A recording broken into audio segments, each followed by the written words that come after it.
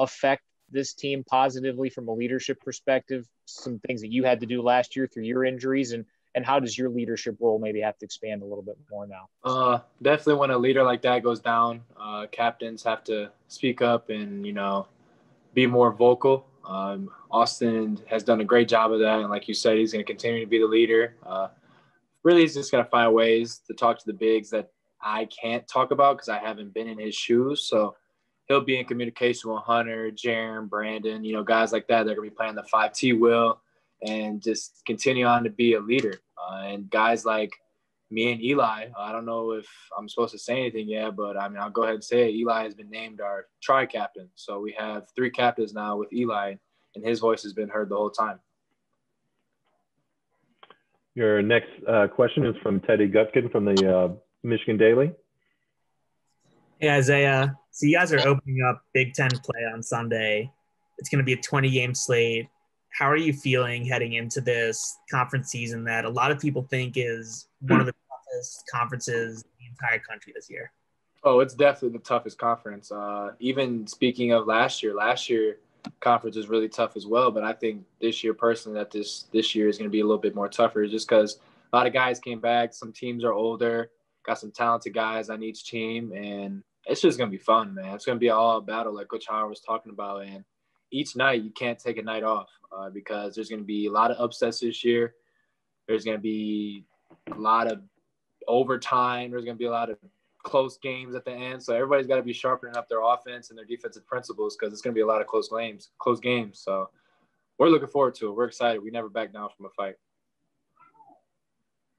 Your next question comes from Daniel Dash from Maize n Brew. Thanks for your time, Isaiah. After Wednesday's game, Juwan talked a lot about prioritizing mental health during the pandemic. What are some of the ways that he's done that throughout this season so far? He reaches out after practice. He won't skip it. It's on his plan. He sees it. He'll just make sure to mention that, hey, if you guys are struggling, I know you're not seeing people, so a lot of mental can be down. You're sitting in a room all day until practice or whatever. You're staying inside. But he reaches out. We have resources, and he's not afraid to call your phone and just check up on you and see how things are going. So I think that's him and the support staff. So they're all on top of it each and every, maybe not every day, but every other day they're reaching out and they're asking how are things going? How's class going? How are things outside of basketball going? Because we know how things are going for basketball. The next question is from John Borton from the Wolverine. Hey, Isaiah, obviously with Austin's situation that puts more on Hunter's plate, can you talk about what you've seen out of him so far this year and how ready he may be to take on even more at this point? A smart kid, man. Being a freshman, having the defensive numbers he has and the defensive awareness, offensive awareness, he's on top of it. He has a big career, big future ahead of him. But Austin has been the key for him. Austin was unselfishly coaching up a guy who has the potential to take his spot. That's the type of guy Austin Davis is. That's why I said if he goes down, we're missing a talent, but we still have his voice. And I think if Austin continues to stay in his ear the whole year, whenever Austin gets back, even when he gets back, the sky's the limit for Hunter because, like I said, he's a smart player. He works hard, and he just wants to win. And just a quick follow-up, if I could.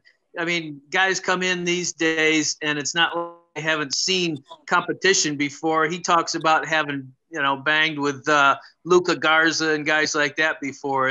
Do you see him as more ready than a lot of typical freshmen? Oh, yeah, 1,000%. I think he's the most ready freshman if we're looking at all the freshmen that I have watched this year or if you may have watched. But Hunter seems like the most ready, and you got to credit the coaching staff, Coach Howard, the bigs coach, Coach Howard. He got him ready. He knew what kind of year it was going to be. He knew he was going to need that big body and that brain of his to come out and play hard because now we're hit Big Ten play.